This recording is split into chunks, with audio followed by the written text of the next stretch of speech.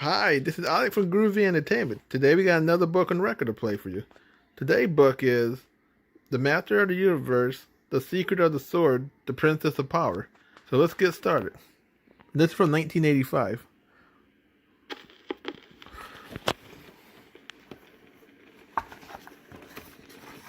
Hello, everyone, and welcome to your Masters of the Universe read-along book. Every time you hear this chime, it means it's time to turn the page in your storybook.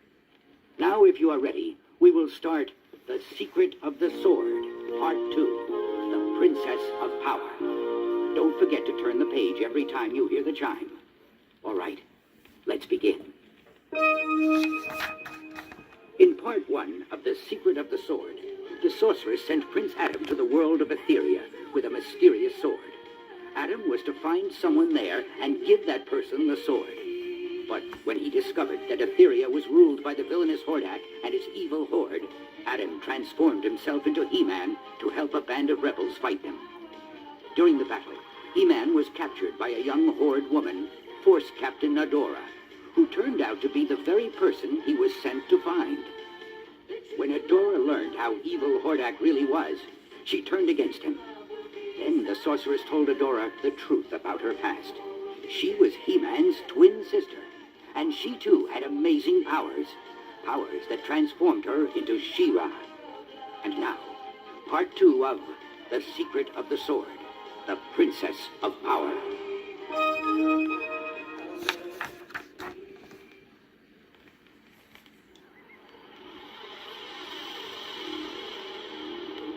Hordak had imprisoned He-Man in the plunder room to drain his strength and charge his evil Magna Beam.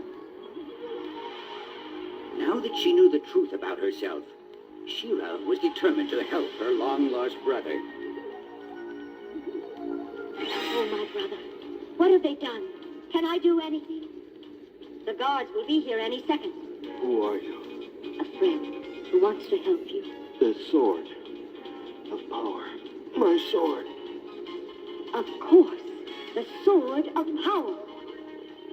She-Ra tossed He-Man his sword, which he hid just as Hordak and his guards burst into the room. Hordak was pleased to see how weak He-Man was, and how his Magna Beam was now fully charged. Guards! Take these rebels at your leisure. I shall go upstairs to activate the Magna Beam. Magna Beam? What's a Magna Beam? Don't ask. We have to stop him. I'll take care of that. You go warn the rebellion. Right. Good luck. As she mounted her horse Spirit to ride away, She-Ra called, Go, Spirit. Before her eyes, Spirit was transformed into a winged unicorn.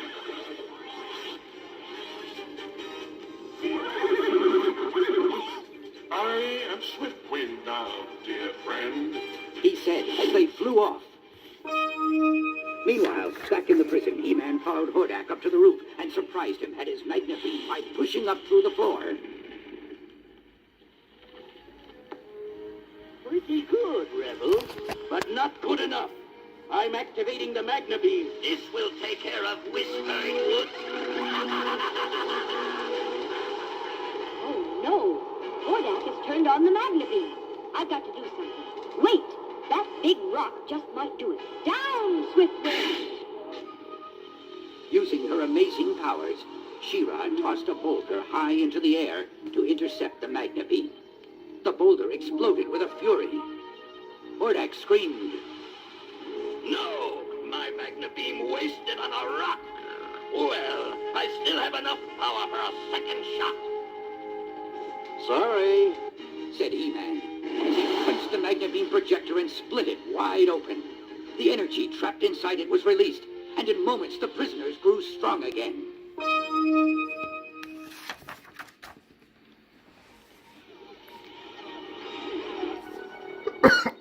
Enraged that his Magna Beam projector was destroyed, Hordak turned on He-Man. But She-Ra swooped down on Swiftwind and carried He-Man off.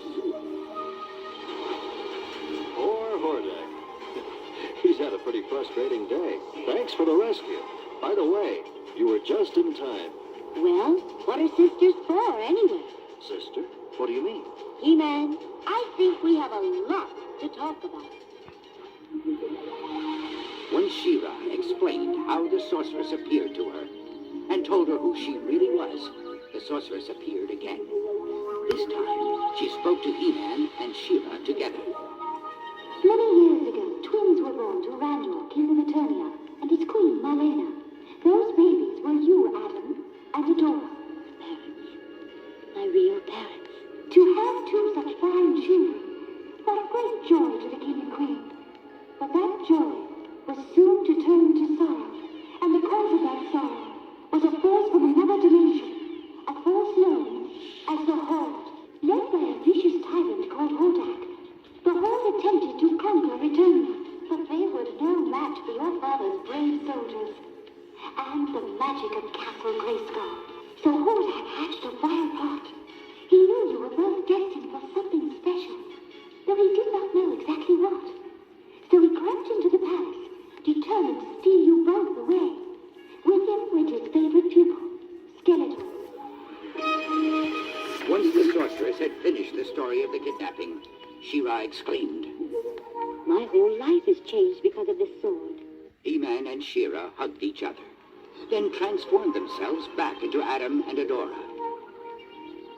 They returned to Whispering Woods and surprised the rebels with the news that their former enemy, Force Captain Adora, was really Adam's sister. That's right. Adora's my sister. She was only serving the Horde because of one of Shadow Weaver's evil spells. But I've broken it, and from now on, I'm with the rebellion. Adam and Adora then decided to return to Eternia so that Adora could meet her parents. They traveled through the same glowing gate that had brought Adam to Etheria. But Hordak, flying overhead, spotted them. No, no! I won't let her escape me. Take the controls. He cried to Shadow Weaver. In an instant, Hordak transformed himself into a mini missile. He blasted off and rocketed through the glowing gate just before it closed. The evil Horde had returned to Eternia once more.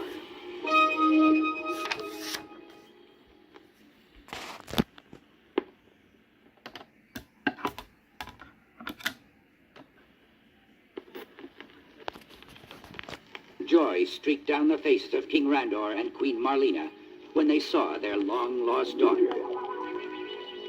Look at you. How lovely you are. Oh, Mother. I'm so glad Adam brought me here. Son, I want you to know that today you've made me the happiest man on all Eternia. The royal family of Eternia is whole once more. And by the ancients I swear that nothing shall ever separate us again. Meanwhile, in another part of Eternia, Hordak and his former pupil Skeletor put aside their old rivalries and teamed up again. You know, Skeletor, your evil is almost a match for my own. Together we'll make life miserable for those Eternian fools. Why, it'll be just like the old days. Yes, just like the old days.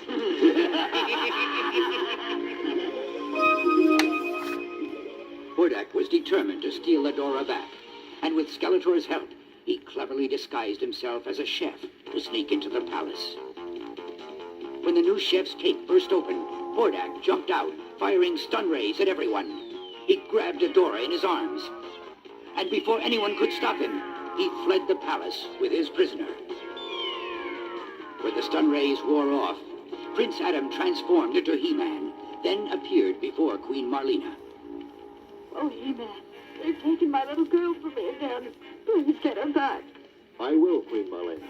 That I promise you. Back at Snake Mountain, Hordak was preparing to step back through the glowing gate, taking Adora with him, but Skeletor had other ideas. I'm afraid the plan has been changed, old friend. I have better use for the Princess of Eternia than you. Skeletor and his henchmen pushed Hordak through the gate. Skeletor! You traitor! And now, Princess, I must decide what to do with you. Oh. Adora was very clever. She pretended to faint, and when she was alone in the dungeon, she transformed into She-Ra. For the honor of Grayskull!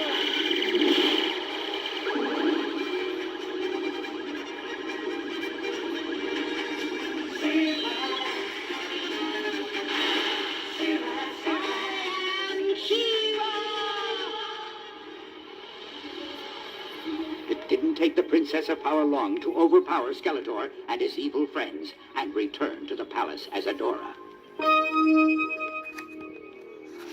Although she wanted to be with her mother and father more than anything, Adora knew she could not stay in Eternia forever.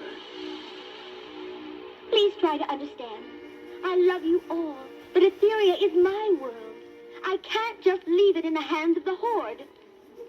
So Adora bid goodbye to her family, promising to return one day.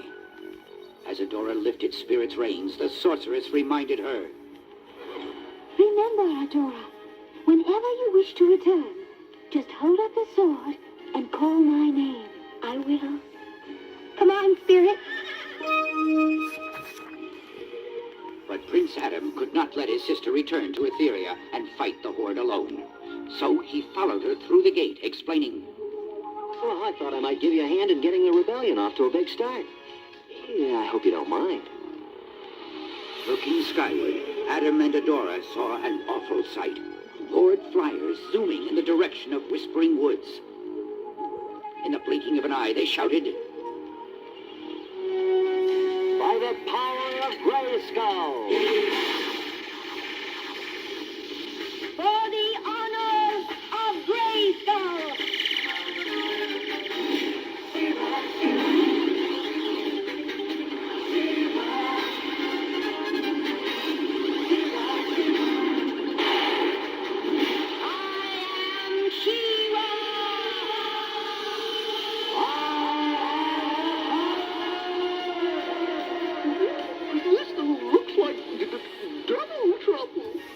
said Cringer. With the super strength and powers of She-Ra and He-Man, the rebels won a great victory over Hordak and the evil Horde. When the rebels stormed Castle Bright Moon and cornered Hordak, the evil leader was furious. No, it's not true. The Horde cannot be beaten like this. That's where you're mistaken, Jarhead. You! It's all over, Hordak. Bright Moon is free, and soon we'll free the other kingdoms as well. One battle does not win a war, She-Ra. And before anyone could stop him, Hordak transformed himself into a mini-missile and blasted off. Wait for me. Cried Shadow Weaver. And She-Ra announced, They'll be back, and I'll be waiting. As He-Man and She-Ra stood watching the victorious rebels at the palace, She-Ra exclaimed, Listen to them cheer. It's good to hear them so happy. How about you? Aren't you happy? Yes and no. You are not returning to Eternia with me, are you? I can't. Hordak was right. One battle doesn't win a war. And it's a war Etheria's fighting. I'm needed here, He-Man. At least for now. Tell Mother and Father I love them. Say goodbye to all my friends here, will you? And if you should ever need my help, I'll call. And if you ever... I'll know just who to ask for. Up, swift wind. Farewell, She-Ra, Princess of Power!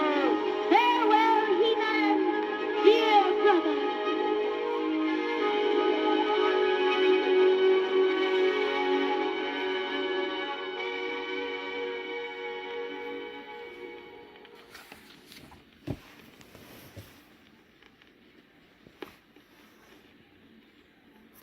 So that was Master of the Universe, The Secret of the Sword, The Princess of Power from 1985.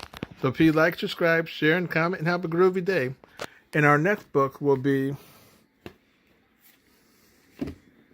The Gummy Bears Zummy Magic Spell.